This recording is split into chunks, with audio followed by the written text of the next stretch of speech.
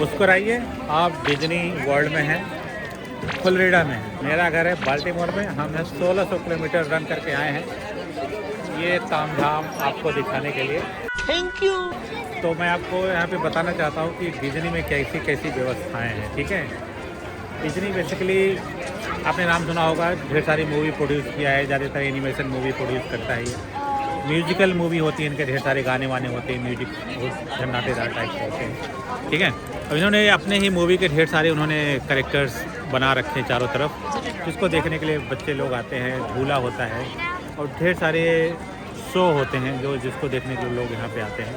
ठीक है, और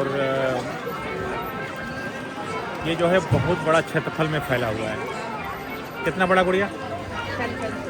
सैन फ्रांसिस्को एक शहर है, उसका जो एरिया है उतना बड़ा एरिया में फैला हुआ है। लेकिन इसका एरिया पूरा एक जगह नहीं फैला हुआ है, थोड़ा से यहाँ, थोड़ा से यहाँ, थोड़ा से यहाँ। बेसिकली ये कुछ ये 4 जगह फैला हुआ है। और 4 जगह से याद आया कि हमने 4 थीम बना रखे हैं जो दोनों अलग अलग हैं, दूरी दूरी पर। जैसे एनिमल किंगडम हो गया, है ना, एप्कॉट हो गया, हॉलीवुड हो गया, और मैजिक किंगडम, जो कि हम मैजिक किंगडम में हैं इस समय। तो हर थीम में अपना अलग अलग प्रोग्राम होते रहते हैं। जैसे कि एनिमल किंगडम में जाएंगे तो आपको ढेर सारे एनिमल से संबंधित लाइव एनिमल जू है, उसका टूर कराएंगे, उसका शो होता है अलग अलग। हॉलीवुड में जाएंगे तो हॉलीवुड के आपके सारे जो उनके मूवीज़ हैं, उनके सारे कैरेक्टर, प्रिंसेस, मवाना, है ना, इस टाइप के हर एक चीज़, फाइंडिंग नीमो वगैरह जो है ना, डोरी जो मूवी आई थी उससे संबंधित ढेर सारी चीज़ें आपको वहाँ पे मिल जाएंगी। और उसके बाद आएंगे एप्कॉट में बेसिकली वर्ल्ड हेरिटेज है, जो पूरी दुनिया के बारे में, दुनिया का जो आर्ट है, दुनिया का जो कल्चर है, इवन इंक्लूडिंग इंडिया का ताजमहल वगैरह वहाँ पे दिखाया जाता है। ठीक है, यहाँ पे आने के लिए आपको जो है पूरे दुनिया से लाते हैं, और अमेरिका से तो पूरा आते ही आते हैं। ठीक है, और टिकट इसका बहुत महंगा है, $600-700 पर पर्सन। ठीक है, लेकिन डरिए नहीं, 600 को मतलब 35 हज़ार रुपये पर पर्सन लगता है। लेकिन ये पूरा वर्थ है। मैंने अभी, आज मेरा चौथा दिन है और हमने पूरा घूम लिया है, ये पूरा वर्थ है। वैसे मैं जानकारी के लिए बता दूँ कि जैसे कि अमेरिका में अगर आपका कोई छोटा सा कोई फेस्टिवल है, उदाहरण के लिए फेस्टिवल की जो एंट्री होती है जिसमें झूला वगैरह होते हैं, पानी का पूल वगैरह होता है, वहाँ पे अगर आप जाते हैं तो कम से कम आपका $100, $75, $120 एंट्री लेते हैं। तो जैसे मैंने आपको बताया था यहाँ पे 4 थीम है इनका, तो हर थीम का अगर 150 ले लोगे तो हो जाएगा $450 आपका। तो इनका जो है 600 रुपये इनका एंट्री फीस है, $600। और प्लान तो यही रहता है कि एक दिन में अगर आप आओ तो 4 दिन के लिए आओ मिनिमम, तो एक बार में एक जगह जाओ, एनिमल किंगडम घूम आओ, दूसरे दिन एप्कॉट में आओ, तीसरे दिन हॉलीवुड में जाओ, चौथे दिन मैजिक किंगडम में जाओ। इस तरह से आप बना सकते हैं। लेकिन ऐसा प्लान किया गया है ना, भीड़ इतना ज़्यादा है कि आप एक दिन में एक थीम पूरा नहीं कर सकते, आपको जो है बहुत ज़्यादा दिन रुकना पड़ेगा। लेकिन उतना भी ज़रूरत नहीं है, एक दिन में आप इतना इंटरटेन हो जाते हो तो आपको उतना जो मिस कर जाओगे कोई फ़र्क नहीं पड़ता है। दूसरा कारण ये है कि यहाँ पे जो है लंबी लाइन लगती है, तो आप लंबी लाइन में थक जाते हैं। जैसे मैं इस समय लाइन में खड़ा हूँ, मुझे पता नहीं कहाँ जा रहे, बच्चे लोगों ने आगे आगे जा रहे हैं तो मैं यहाँ पीछे पीछे आ गया। ठीक है, तो वहाँ से आप देख के आते हो। और दूसरा, डिज्नी वर्ल्ड कहता है कि जैसे कि आप फ्लोरिडा हो गए, और फ्लोरिडा के बाद जब आप होटल में रुक गए, आप उसके बाद यहाँ आ सकते हैं। दूसरा चीज़ वो कहता है आप हमारे होटल में भी रुक सकते हैं। होटल में रुकने का कॉन्सेप्ट ये है कि उनका अपना खुद का होटल है, और होटल से वो 4 थीम जो मैंने आपको बताया, तो वहाँ तक जाने के लिए उन्होंने ट्रांसपोर्टेशन व्यवस्था बहुत बढ़िया रखा हुआ है। और जाने के लिए तो कई ऑप्शन है, आप जो है लाइट रेल यूज़ कर सकते हैं, बस से जा सकते हैं जो डिज्नी का अपना खुद का है, और स्काई लाइन है, वहाँ से भी आ सकते हैं। और जो इसका होटल है कई जगह फैले हुए हैं, और जहाँ भी फैले हुए हैं, जहाँ भी आप रह रहे हैं वो आपको वहाँ से पिक कर लेंगे।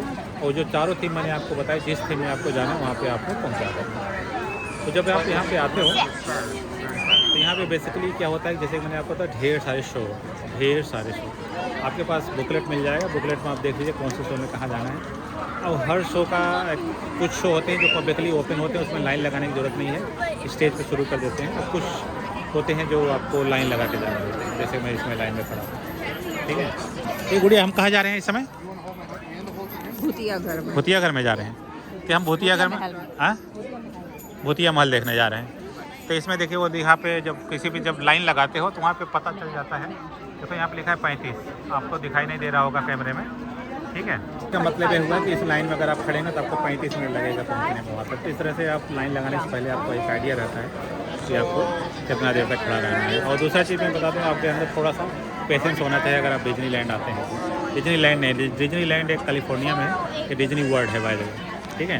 तो थोड़ा पेशेंस होना चाहिए, अदरवाइज़ हम कुछ देख नहीं पाएंगे। तो अगर आप एक घंटे का मोटा लाइन लगती है यहाँ पे, 1 घंटे में अगर आप 3-4 चीज़ आप देखते हो तो समझ लीजिए 6 घंटा आपका ऐसे चला गया।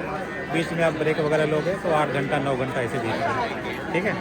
तो मेरे ख्याल से 3, 4, 5 देख सकते हैं। अगर कोई चीज़ जो टाइम बेस्ड नहीं हो तो जो स्टेज पे रहता है ओपन बिना लाइन वाले, वो आप तो देख ही सकते हैं।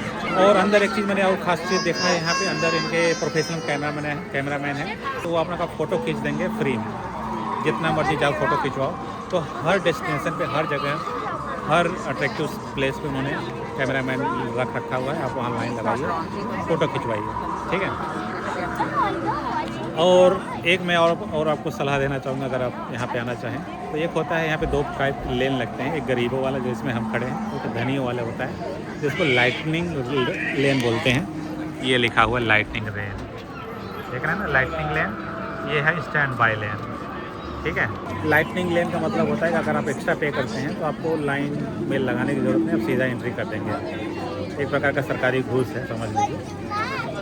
तो लेकिन उसका भी एक कंडीशन ये है कि आप बीच में नहीं खरीद सकते। अगर आपने टिकट खरीद लिया डिज्नी का, आप यहाँ पर पहुँच गए तो आप दोबारा उसका टिकट को अपग्रेड नहीं करा सकते। तो तभी के लिए है जब आप टिकट पहली बार खरीदे होते हैं डिज्नी के लिए, उसी समय उसको खरीदना होता है, बाद में नहीं खरीद सकते। ऐसा नहीं कर सकते, मान लो 1.5 घंटा लाइन में लगे हैं, पैर दर्द करने लगा, आपके पास बच्चे हैं, बच्चा चिल्ला रहा है, बच्चा रो रहा है, बच्चे भूख लगी है और आप सोच रहे हैं चलो यार लाइटिंग में अपग्रेड करा के चले जाएं, तो आप नहीं जा सकते, ठीक है। आपको पहले ही कराना होता है, ठीक है। तो ये है तामझाम यहाँ पे। और इनके जो परफॉर्मेंस होते हैं, जो शो दिखाते हैं, इतने परफेक्ट हैं जैसे कि आप डिज्नी की सारी मूवी आप देख सकते हैं, यहाँ पे लाइव दिखाते हैं और बहुत ही परफेक्ट तरीके से, और कोई लूज नहीं, कोई मिस, आपको डिसअपॉइंटमेंट नहीं होगा। और जितनी भी यहाँ पे व्यवस्थाएं हैं, क्योंकि भीड़ बहुत ज़्यादा, यही एक थोड़ा प्रॉब्लम है, क्योंकि जाहिर सी बात है सभी लोग के लिए ओपन है, तो सभी लोग सीजन पे आते हैं। जैसे अभी छुट्टी के सीज़न में मैं आया हूँ, न्यू ईयर के सीजन। आज है 29-30 तारीख है हमारे, कल होगा 31 की रात। तो सीजन में बहुत भीड़ होता है। मुझे लगता है अगर से भीड़ से बचना हो तो आप सीजन में आइए, हो सकता है कि आपका काम तमाम हो जाएगा। आपका काम तमाम नहीं हो जाएगा, बल्कि आपका काम और आसानी से भी हो जाएगा, ठीक है। और यहाँ पे देखिए, मैं दिखा रहा था आपको, यहाँ पे देखिए 50 मिनट लिखा हुआ है। इसका मतलब कि इस लाइन में अगर खड़े रहेंगे तो आपको 50 मिनट लगेगा डेस्टिनेशन पहुँचने के लिए। और लाइन देखिए ये पूरी लगी हुई है यहाँ पे, जितने लोग यहाँ पे खड़े हैं ये सब लाइन है भूतिया महल देखने के लिए। अगर आप लाइटनिंग वाले लेन में हैं तो देखिए वहाँ लोग ग्रुप में खड़े हैं लाइटनिंग लेन में, ये सब सीधा जाएंगे अंदर। ये फ़ायदा है लाइटनिंग लेन का। मुझे नहीं पता था लाइटनिंग लेन पहले के बारे में, हम भी ले लिए होते, क्योंकि बहुत थका हुआ होता है। अगर आप थक जाते हैं तो ज़्यादा घूम भी नहीं पाएंगे ना, तो मज़ा भी नहीं आएगा, लेकिन क्या कर सकते हैं। बहरहाल तो ये है भूतिया महल जहाँ आपको हमें देखने जाना है। और यहाँ पे है इक्का गाड़ी, ठीक है। अभी हम अंदर चलते हैं, फिर देखते हैं क्या क्या है इसके अंदर। मेन डिज्नी जो है फ्लोरिडा में है, और कैलिफोर्निया में भी है, जापान में भी है, जापान डिज्नी, और यूरोप में भी है शायद कहीं। इंडिया में नहीं है। अगर इंडिया में डिज्नी खुलवाना चाहते हैं तो आप इनका फ्रेंचाइजी खरीद सकते हैं, आप उनसे बात कर लो ठीक है। इस तरह से इंडिया में भी डिज्नी खोला जा सकता है। अर्नव भैया कार चला रहा है।